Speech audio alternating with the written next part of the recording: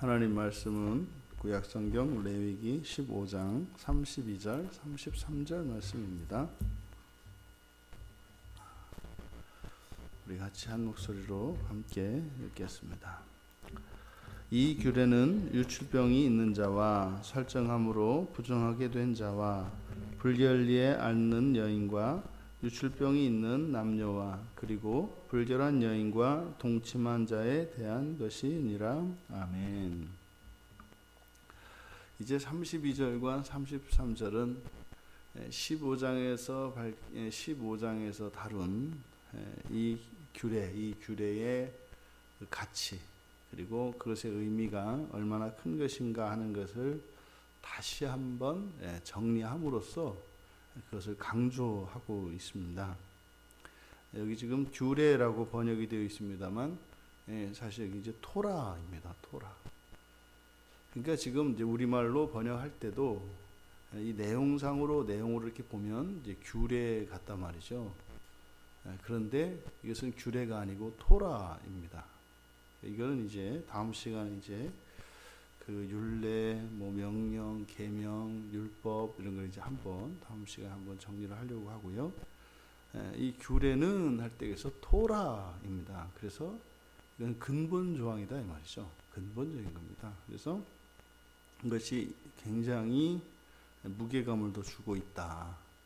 굉장히 강조하고 있다. 그리고 지금 이제 쭉 그 전체를 정리하고 있는데 위에서 열거하였던 이런 내용들과 약간 좀 다릅니다.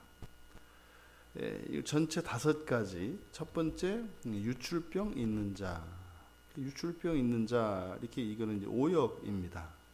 그래서 유출병에 대해서는 밑에서 이제 뒤에서 다루고 있기 때문에 유출병 있는 남녀 33절에 그래서 여기는 유출병 있는 자가 아니라 그냥 유출하고 있는 그 사람 이렇게 됩니다. 유출하고 있는 그 사람. 그러니까 이것은 이제 앞에 1절에서 12절까지의 내용입니다. 그다음에 두 번째가 이제 설정함으로 이제 부정하게 된 자. 여기 이제 16절에서 18절의 내용입니다.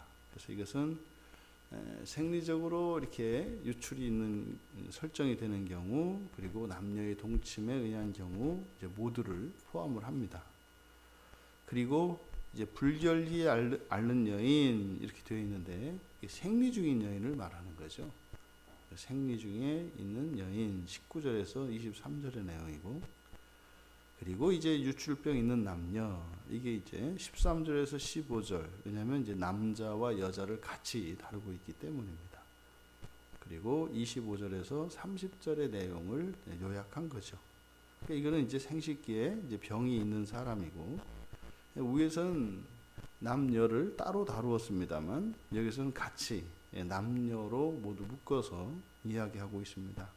이렇게 하는 이유는 앞에서 유출병이 있는 남자 그리고 여인 둘 다 이 경우에는 이 부정의 문제를 해결하기 위해서는 제사를 드려야 하기 때문입니다.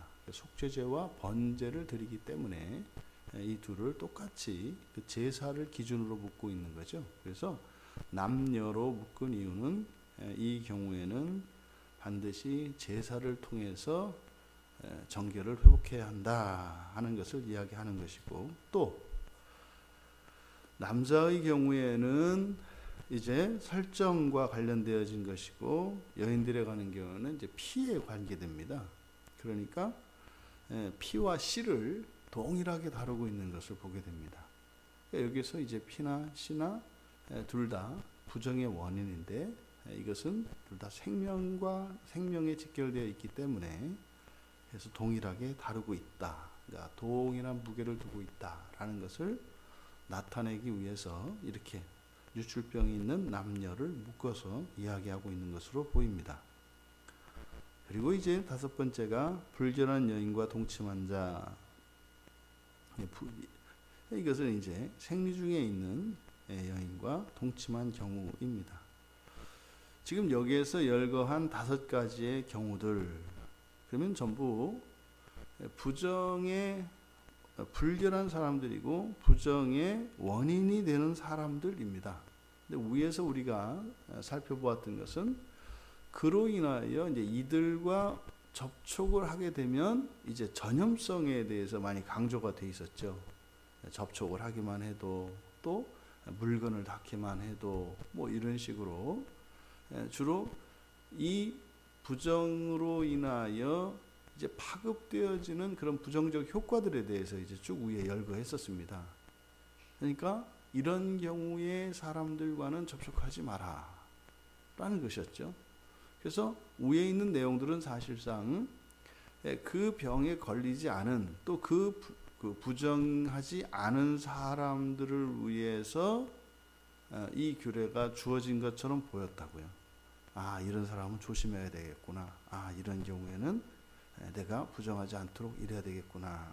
이런 경각심을 일으켰단 말이죠. 근데 지금 여기서 이 5가지의 경우로 쭉 정리한 이것은 바로 그 부정의 원인이 되는 그 사람들입니다. 왜 굳이 이것을 다시 정리를 했을까? 이 규례의 목적이 바로 이렇게 이들의 부정을 씻어서 정결하게 하는 것이라는 사실을 결론에 추구하고 있는 거죠. 위에서는 이런 사람들과 닿기만 하면 부정하니까 조심해라 라고 해서 공동체에 이렇게 주의를 주는 그런 방식의 그렇게 이해하기 쉽기 때문에 그러함에도 이 규례를 이 율법을 너희들에게 주는 목적은 바로 그 사람들 이렇게 부정한 사람들 우리가 살펴보았습니다만 이 5가지의 경우는 뭐 실제로 이것이 우리의 고의적인 어떤 범죄나 이런 것과는 또 무관하다고요. 딱 하나 여기에서 이제 유출병이 있는 경우 유출병이 있는 경우에는 이제 성병에 해당되기 때문에 이것은 사실상 이제 성적인 문제와 직접적으로 관련이 되어 있습니다. 근데 여성들의 생리라든지 이 남성들의 몽정이라든지 이런 것들은 질병과는 관계가 없거든요. 근데 그 사람들을 다룸으로써 이것은 피할 수 없는 부정입니다. 근데 이렇게 해서 이 부정하다라고 하는 이것이 정죄하는 목적이 아니라 사실은 그 부정을 씻고 정결을 회복하는 내용이지 않습니까? 그러니까 이 규례를 준 목적이 바로 구원에 있다라는 겁니다. 이들의 부정을 씻어주어서 정결을 회복시키는 것, 이것이 이 율법을 주신 목적이라고 하는 것을 다시 한번 강조하기 위해서 끝에서 이렇게 정리해서 요약하고 있다. 그러니까요. 두 번째로 이 부정한 자들을 정죄하거나 비난하거나 또 모욕하고 배척하려고 하는 이런 악한 기도로 악한 이런 의도가 공동체 정신을 훼손하지 못하도록 막기 위한 조치입니다. 이게 이제 교회 안에서 일어나는 거 그거죠. 이제 성과 관련되어진 이것은 부끄럽고 수치스러운 분위기로 만드는 겁니다. 마치 본인들은 뭐 이렇게 잠자리도 안 하고 그냥 고고한 그냥 그 수도승처럼 지내는 것처럼. 근데 아이는 왜 생기는지 몰라. 그러니까 이런 일들이 교회 안에 일어나는 겁니다.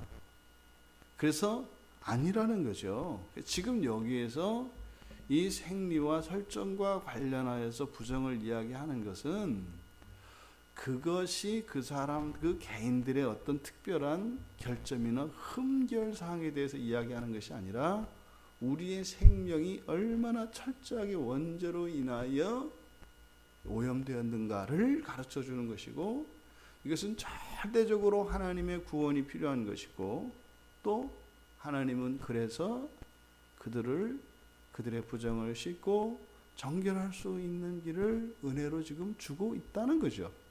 그래서 이것을 고치는 데 목적이 있지 단지 이것으로 인해서 공동체 안에 이런 분열이 일어나도록 분리를 시키도록 배척하도록 하려는 목적이 아니다라고 하는 것을 분명하게 하고 있는 것입니다. 우리가 성경을 통해서 또 우리가 함께 공동생활을 하면서 이런 약점들을 봅니다. 조심해야 합니다. 그런 다른 이들로부터 악한 것들, 어리석은 것들 배우지 말아야죠. 그런 것은 전염돼서는 안 됩니다. 그러니 늘 그런 것들에 대해서는 경각심을 가지고 있어야 합니다. 그런데 전염되지 않는 것이 그들을 배척함으로 이렇게 전염되지 않는 것이 목적이 아니라 공동체는 무엇이에요? 그렇게 그런 악과 죄가 공동체에 전염되지 않되 또 그들의 그런 구원을 위해서 있는 거라는 사실입니다. 10명 가운데 한 사람이 그렇다면 9사람이 도와야 하는 것이죠. 그리고요, 그 한 사람이 2사람 되고 이렇게 해서 뭐 점점 그 전염된 사람이 늘어나서는 안 되지 않겠습니까? 그래서 지금 여기에서 유출과 설정과 관련되어진 이 규례를 얼마나 강조하고 있는지 굉장히 특별히 강조하고 있는 겁니다. 우리가 이렇게 이 본문 말씀을 통해서 지금 드러나는 그 가치 그겁니다.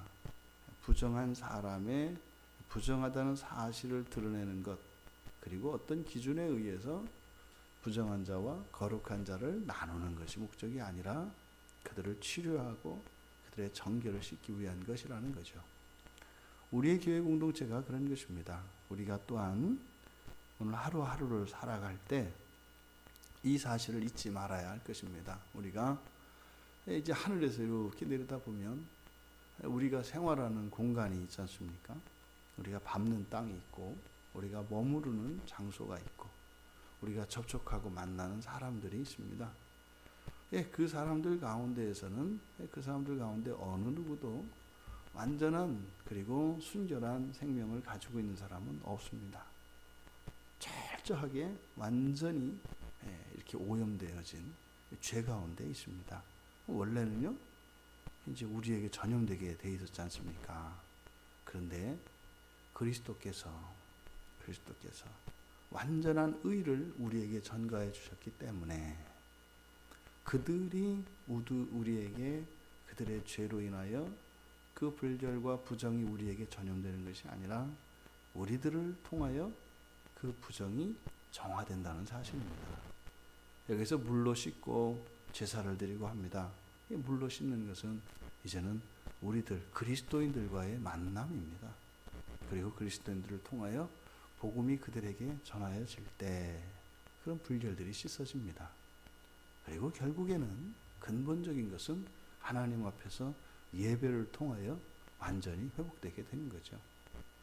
그래서 우리가 지난 하루를 살아갈 때 여러분들이 밟는 땅과 여러분이 만나는 사람들, 그것은 마치 이 정결규례에서 물로 씻는 것과 같습니다. 그러니까 이렇게 이 세상을 씻어내는, 이 세상의 부정을 씻어내는, 또 우리가 만나는 그들을 정결케 하는 그런 그리스도인의 사명을 기억하시고 우리 각자가 살아야 할 하루하루의 일과가 있고 하루의 일상이 있습니다. 그 중심, 그것을 우리가 소홀히 할 수 없습니다만 우리의 정신은 깨어서 우리가 이 세상을 구원하는 사명적 존재인 것을 늘 기억하면서 일상에 완전히 매몰되어서 일상에 의해서 일상의 변화가 우리의 행복과 기쁨의 모든 것이 되어서는 안 됩니다. 일상을 기초로 하여 우리의 이 거룩한 사명이 또한 이 하루의 질을 높이고 결정하는 그 기준이 되어야 할 것입니다. 그래서 이 2가지, 이것은 사실 영적인 삶이죠. 이렇게 우리의 건강하고 정결한 일상, 그리고 우리의 온전한 사명을 통해서 하루하루가 그렇게 꽉 찬 그런 날들로 계속되는 인생이 되시기를 주님의 이름으로 축원합니다. 존귀하신 하나님, 이 규례를 주신 하나님의 그 마음이 바로 부정한 자들을 씻겨주셔서 그들을 정결케 하시고 그들의 모든 허물을 온전케 하시는 것이 목적인 것을 깨닫게 됩니다.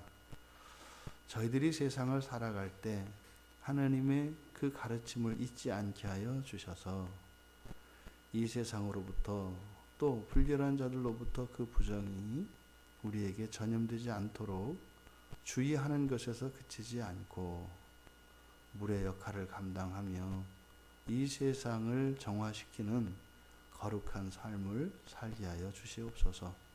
저희들에게 필요한 힘도 주시고 은혜도 주시고 자원도 주셔서 그리스도의 영광을 알게 하옵소서. 감사하며 예수님의 이름으로 기도하옵나이다. 아멘.